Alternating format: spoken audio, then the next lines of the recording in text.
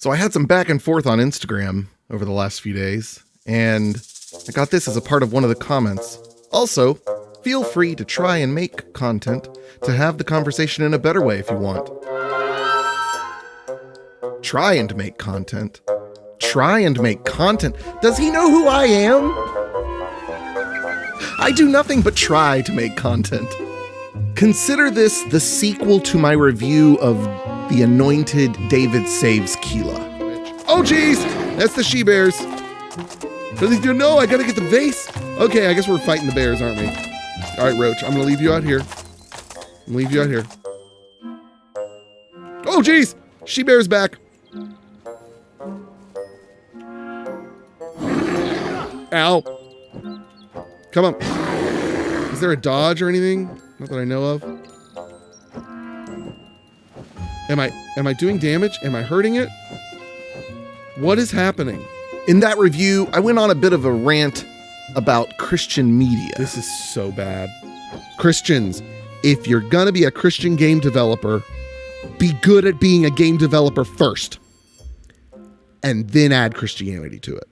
This video, however, has way less to do with like Christians and media and stuff, but sort of does inadvertently. It also has nothing to do with video games, so you can move on if you just want to. About a month ago, I was scrolling through my Instagram Reels and it recommended a new church podcast to me, and I liked the clip, and so I dug deeper and watched more of their Reels. And then I stumbled upon this doozy. Most pastors don't preach their own sermons, and most people don't understand, and I just let that cat out of the bag. We got so much flack for that, man. Like, we talked about that. We talked about the biggest churches having script writers, others buying their sermons. Yep. Started sharing that a lot of these pastors are reading off a teleprompter above every camera, something that was written for them word for word. Yep. It was one of the most hated pieces of content. Oh, yeah. And every piece of content that came from it that we've gotten, I mean, I've even had some pastors subtweet us about it. Their answer is they've got people standing up for them saying, no, they manuscript their sermon because they care so much about every word. And people don't want to believe it. People don't want, and Ken, there are people, I've got pastor friends who really do care about every word in the manuscript of their sermons. Most pastors? Is that what he said? Most pastors don't preach their own sermons. Surely that's not what he meant to say. Surely it was just a Freudian slip. He didn't actually mean to say most pastors and then not provide any sort of data to back. Oh, wait, no. It's just clickbait. That's all it is. So I started to dig through the comments, and what I found was the best example of what not to do when you're responding to criticism, because the comments were filled with people who had the same exact question and concern. And so we're going to take some time. Bear with me. I'm going to highlight these comments. We're going to look at them. You'll see on the screen, like you see right now, I'm just going to highlight the most important parts of the comments. We're just going to breeze through this, have a laugh, and then we'll just sum it up at the end. So the first thread we're going to look at is one big back and forth between one commenter and the podcaster. The commenter asked, most? No. Most pastors are genuine, humble, down-to-earth, Jesus-following, disciple-making pastors that are normal and write their own sermons. The podcaster responded, interesting. Why do you think so many companies that sell sermons target small church pastors? And he's kind of targeting small church pastors because the earlier comment mentioned celebrity pastors doing it.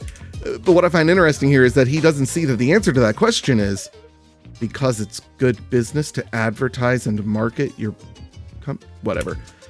He also went on to say, from my experience, which is a key word we're going to talk a lot about, from my experience, celebrity pastors hire scriptwriters on staff, small church pastors buy from places like Sermon Central. What's Sermon Central, you ask? We'll get more in depth onto what Sermon Central is in a little bit. Just know it's a website. Commenter responded, I've been on staff at 4 churches and know probably around 40 pastors that I'm personal friends with. None of them have ever used a pre-written sermon. Podcaster responded, I'm so glad you haven't experienced this, but do you think it's possible for something to be true even if you haven't experienced it? Again, we're going to talk about the word experience a lot. Commenter responded, what stats support your claim that most pastors don't write their own messages? Some do for sure, but to say most without any credible statistics backing that up is wild. They responded, how about this evidence? There is a massive industry that has been built around selling sermons. It wouldn't exist and be growing if this wasn't a problem. No. The guy didn't say it's not a problem. The guy said it's not most. Another trend you'll see in this whole video. They also went on to say in that comment, the podcaster said, "We are people who love Jesus and the church. We are also people who have seen too much darkness get covered up and diminished with comments like this because they make people uncomfortable." The guy's not uncomfortable by the idea. He acknowledged some do for sure. He's talking about the word most. When you say something like most pastors, when in fact you have zero statistics to back that claim, you're going to get heat for it. By the way, I'm not advocating for pastors to plagiarize. That's lame, and pastors and preachers shouldn't claim things they didn't say themselves. But come on, there's no way you can say most. Literally, if you changed that word and said some, nobody would be upset. Totally agree. Then the podcaster said, "There's plenty of evidence." Here we go. We're getting to the juicy stuff now. "There's plenty of evidence out there. Please enlighten us." But here are some startling numbers to get you started on the vastness of the problem. According to the National Congregational Study Survey, there are an estimated 380,000 churches in the United States. According to Outreach Media Group, SermonCentral.com has more than 1 million monthly visitors and more than 10 million monthly page views. That's right, you heard it here, folks. Views equals purchases, not just purchases, but views equal pre-written sermon purchases. Now, let me explain to you what SermonCentral.com is. It is a church resource website. Do they sell pre-packaged like sermons and sermon series? Absolutely, they do. You know what else they sell? They sell like Mother's Day videos and Father's Day videos, and they sell graphic packages. Because like I do graphic design for my church. It's one of my skill sets. A lot of churches don't have that. And so they need to go to a website and say, "Hey, I'm doing a sermon series about creation. I need some graphics to go along with it to have on the screens or to advertise on Facebook. Oh, here's a package I can buy for $20. So we are so many steps away from this data meaning what he thinks it means, right? He's just looking at page views. Okay, that means nothing. That doesn't even tell us how many purchases that is. It also doesn't tell us what those purchases are for. This is the most disingenuous argument ever. Commenter said, "But that's not a hard statistic that would say that most pastors buy their sermons. The point was never around most." I agree with this facepalm. That facepalm right there, I agree with that. The point was about the word most. It's literally the first word in the highlight video. Let's play that again, Kyle. Most pastors don't preach their own sermons. It's literally the first word that you chose to highlight, podcaster. And now you're defending, but then you're saying, whoa, that's not the point. No, it's the point. It's what was said. He went on to say, the same can be said for the other side of the argument too, though. You cannot prove that most pastors write their own sermons and don't plagiarize. That whole line of rhetoric is unhelpful. So the commenter said, "Sure, we can definitely agree it's a problem. You're the one that used the language most. I didn't bring it up. By saying most pastors do this negative thing, you aren't bringing awareness to problems. You're creating one by generalizing something that actually bashes pastors as a whole. You're assuming most pastors are doing something wrong. While I get why you think we are crapping on pastors, we are not. I didn't say most, our guest did." Oh, now he's passing the buck after trying to defend it. I would say many in a vacuum. I'm not really sure what he means by in a vacuum, but whatever, we'll kind of ignore that. I would say many, but I'm also not going to correct his word choice because that's his experience. But wait, we just covered that the other guy's experience was that this isn't the case. Whose experience do we believe when we're stating statistical factual statements like saying most pastors do this bad thing?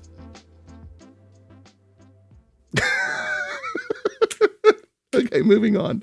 Okay, now that's kind of the end of that thread. There was a little bit more, but not much to it. So now we're going to look at some other just cherry picked back and forths. I agree that most is difficult. This kind of carries on from the previous comment, but this was in a different thread. I agree that most is difficult to quantify, but that goes both ways. It is difficult to prove or disprove, which is why it surprises me that so many are getting stuck on it. Wait, hold on. It's hard to prove or disprove either side. Why are you getting stuck up on us saying a definitive statement about it then? Because it's hard to prove or disprove.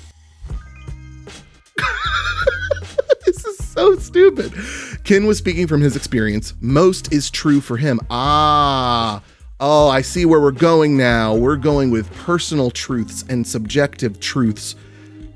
At the risk, I didn't plan on saying this, but at the risk of sounding like Ben Shapiro, stats don't care about your feelings. Okay, moving on. He also said, Ken was our guest. This is another comment, but similar to the last one. Ken was our guest and used the word most because that is his experience. We are not in the habit of correcting every word choice of our guests that we disagree with. Pause. They have an entire episode of the podcast about not blindly believing your pastor, not blindly trusting your pastor, that you should check everything they preach against the Bible. And I had actually considered making the thumbnail of this video a parody on that, but I don't want to step into those waters. But so they encourage church members to question their pastor. But when you've got a person you're friendly with on your podcast, you can't say, wait, you just said most. In your experience, why would you, what in your experience leads you to say that? Or do you have any data that could help us quantify why you say most? That sounds like a great interview question to me to follow up with on your podcast, but it's your podcast. So I, Jeff, the podcaster, would have said many instead, but the word choice doesn't change the conversation around this issue. Yeah, it does. Most and many are very different. We never dreamed so many pastors would get hung up on most and neglect or deflect the greater conversation. Yeah, how dare people question the first word you chose to be clickbait? By the way, there's a section in here that I'm not going to highlight. He does a terrible job at describing clickbait. He thinks clickbait is only based on thumbnail and title, but what he's not considering is that with Reels, I didn't see a thumbnail or a title when I was swiping through Reels. You know what I did here? The first few words. What were the first few words? Most pastors don't preach their own sermons. Exactly. It's clickbait.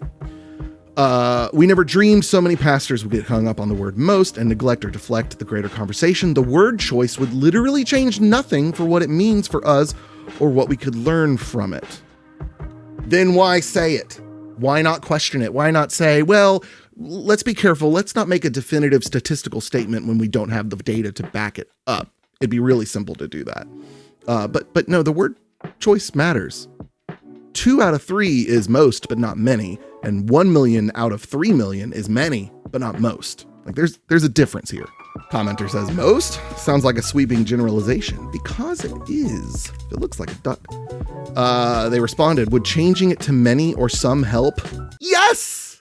Yes, it would. The point is not the qualifier. It's that this happens so often and industry has been built around it. Great. Talk about how it's built up. Talk about it. But don't make a statistical claim that insults most pastors. However, in Ken's experience, there's that experience again. Most is correct. It is true to his experience. Yes, it's his truth. It's his statistical objective truth based on his subjective experience. As a longtime pastor and national church consultant, many would be more true of my experience. Oh, so now who do we believe? And why didn't you showcase that in the highlight? Ken was a guest on our show and he said most because that has been his experience. From my experience, it's quite a lot, but I would have said many. At the same time, we don't amend the conversations and we don't invalidate our guests' experiences. What if those pastors that you're encouraging people to not blindly trust, or pastors that you are specifically calling out, what if their experiences make what they're saying true and you're just getting hung up on 1 or 2 words that they said? What Let's just apply your logic to the stuff that you complain about. But yeah, so we don't amend the conversation and we don't invalidate our guests' experiences. So it sounds to me like you just blindly believe what they say. It very well may approach half or more, which would mean most is at least feasible. So here he is straight up saying, well, it might be close to most. So most isn't that far off. So if there isn't evidence, it is blatantly false. We aren't censoring anyone's word choice. And it's so funny to me that he's so big on talking about, hey, it's just a word. Yeah, you're doing a podcast. That's all podcasts are words. Commenter responded, nope, that doesn't work. No matter how many times you try it, his experience does not justify that most do something unless his experiences brought him into contact with every pastor in the country, which it hasn't. You keep trying to shy away from your misuse of that word like it's a small detail. It's not. Yes, multiple people have told you if you use the word some or many, it's an accurate statement. Using the word most and continuing to try to stand by it makes it a bold-faced lie. It's also worth noting that I don't necessarily agree with the phrasing or tone of every commenter. We're here more for the reactions from the podcaster, who said, you've called us liars multiple times on one comment after another with zero evidence. We don't do that kind of behavior here. Making claims without evidence is exactly what you are doing in this reel. A different commenter said, as a pastor who knows many pastors, I know none that don't write their own sermons. Does it happen? Yes, but I do not believe that you can truthfully say it is most. They responded, I get that your experience has been people writing their own sermons. Jeff and Ken's has been the opposite. Well, what are we to do when people's experiences are different? How do we quantify these subjective truths that everyone holds? Just because something hasn't been your experience, it doesn't mean it doesn't happen. And just because it's been your experience doesn't mean it's true. When people get hung up on the word most, they miss the point of the conversation that needs to be had, and that is no one's fault but yours. Most pastors don't preach their own sermons. Because you chose to highlight this clip. Most pastors don't preach their own sermons. Maybe for the sake of honesty and integrity, he shouldn't have used the word most. It's unfair to disparage an entire profession with that type of language. Is it a problem? Yes, absolutely. I just take issue with saying most pastors do it. Their response, listen, we aren't saying all pastors do this, but an uncomfortable amount do. No. You said most. The burden of proof for slander is on the accuser in U.S. courts. Where is your hard and fast evidence that we are wrong? Okay, when you are the one that has to come out and say, hey, well, slander is actually this, when you have to come out and say that, you're in the wrong. Right? What we're saying is you made a statement and have yet to give any good evidence about it being true. And yeah, we're getting hung up on a word because it's a podcast where you use words to communicate ideas. And you said an idea. Most pastors don't preach their own sermons. As if it was fact and have done nothing to prove it. That's your response? You call most pastors plagiarists with zero evidence in the video, and you tell me the burden of proof for slander is on the accuser? That's rich. And now we reach Act 3. Trying to remember what the next slide is. Let's find out. Oh, yes. Okay, so now we're getting to the end. Now we're at Act 3. So this is on a different video. And this commenter said this. This gives enough context for you to know what's going on. This isn't important to this conversation. Just a few videos ago, you were saying tithing is optional. And now you want churches to pay people when there's less money being given to churches than ever before. Stay consistent with your narrative, at least. Majority of church staffs are living barely above poverty level. Now, I don't really agree with this person. I think they're half being funny, and I don't really agree with what they're saying because most of what I've seen about their statements on tithing, most of them I agreed with. And I also agreed with what this video was saying. This video was talking about, there are some churches that have volunteers working way too many hours. And I agree, that's a problem. But yeah, so I don't necessarily agree with this commenter, but the response to this comment, let me just show you. There are two comments from the podcaster. Let me let this sink in. This is comment number 1. I'll leave it up just long enough for you to be able to pause it and read it if you want to. I'm not going to read any of this one. It doesn't matter. I'm going to read a little bit of the next one just to give you an idea of not just that they really took some time to respond, but they really took some time to do some creepy, kind of cringy research. Thinking about the church staff living in poverty, we looked at your church's website, and let's be clear here.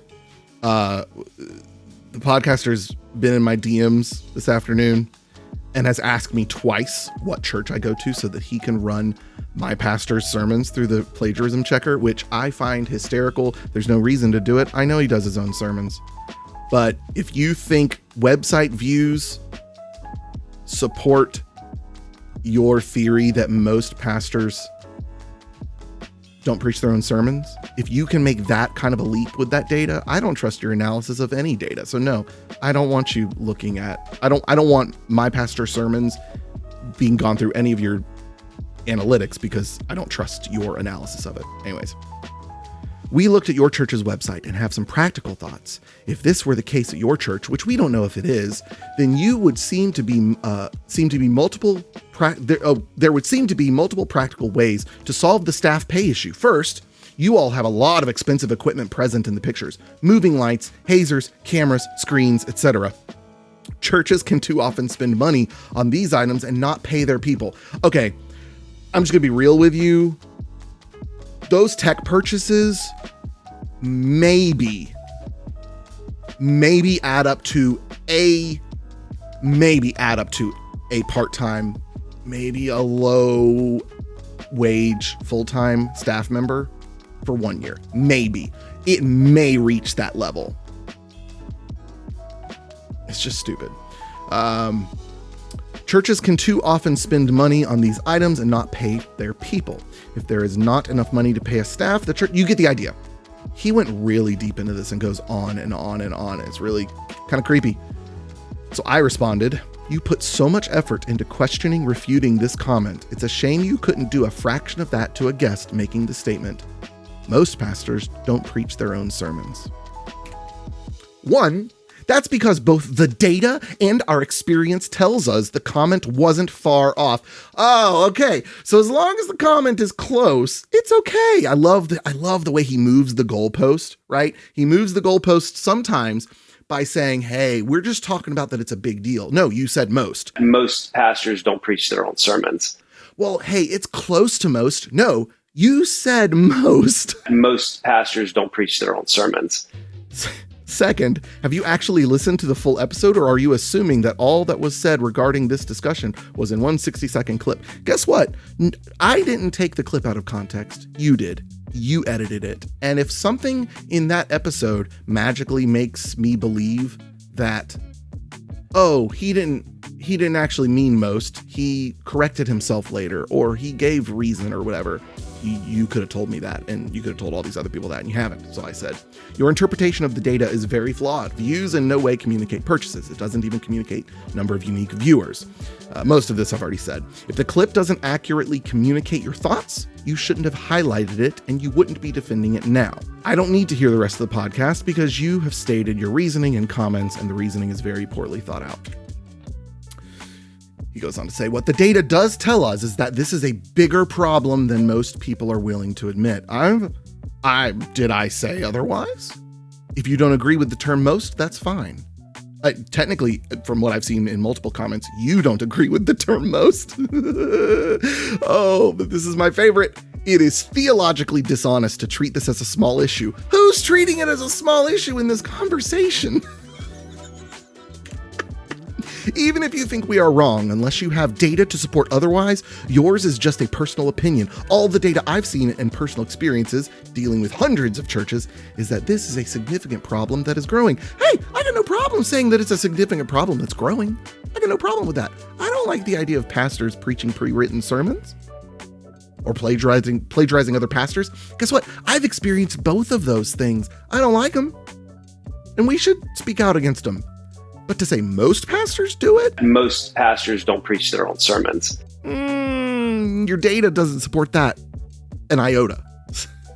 So he ends with, if you have data you would like us to consider, by all means share it. Otherwise, your opinion actually holds significantly less weight as it has zero data attached to it. Not to argue over the word most. The point of this clip, though, was to start conversations around this prevalent issue, not around the word most. Then why did you make that the first word in the clip? Most pastors don't preach their own sermons. I don't need data to ask you to prove what you said. I'm not saying most pastors. Actually, I think I say this in the next comment. I knew this was going to happen. Yes, let's just go and read my comment. That'll be easier. I never said it was a small issue. I never said you shouldn't talk about it. I never said most pastors do or don't. I'm saying the statement you chose to highlight has no factual basis and is harmful to the church because of this lack of factual foundation. Again, if listening to the podcast would somehow convince me that most was the appropriate word, you did a poor job of choosing a clip to highlight, and you shouldn't defend it the way you are. You quoted Sermon Central website view statistics a number of times in comments as a means to defend the use of the word most. Those statistics in no way communicate how many purchases have been made and what the purchases were for. Let's go back to, we can't in good conscience say it's wrong. I then went back. I decided to ignore this comment at first, but then I added, your conscience kicks in when you need facts to not condemn and slander most pastors, but all you need to condemn is partial website statistics, some automated plagiarism checker, and your personal experiences. No conscience required. It blows my mind that you're like, hey, well, this might be true, and so my conscience kicks in so that I have to say it until someone disproves it. That's not how the world works. I said you can't just say I ran an algorithm bot and expect people to accept it and move on. The way you severely misused the Sermon Central website statistics doesn't fill me with confidence regarding this plagiarism checker and your analysis of those results. Feel free to offer up some statistics the other way if you feel we are wrong. Feel free to provide any data for your stance.